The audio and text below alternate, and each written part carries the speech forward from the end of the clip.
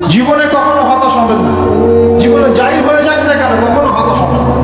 মনে রাখবেন আল্লাহ আপনার রব, আল্লাহ আপনার সাথে আছেন ইনশাআল্লাহ। এই সমাজ আপনাকে যেভাবে শেখায়, কিভাবে শেখায়, এই যে স্কুল, কলেজ, ইউনিভার্সিটি, চাকরি, বিয়ে, সন্তান প্রতিপালন আর তার ইন্না লিল্লাহি ওয়া ইন্না ইলাইহি রাজিউন, এই তো শেখায় নাকি? সবসময় মনে রাখবেন যে আল্লাহ রাব্বুল আলামিনের পরিকল্পনাই আপনার উপরে সবচেয়ে বেশি অগ্রাধিকার যোগ্য। সমাজের পরিকল্পনা নয়।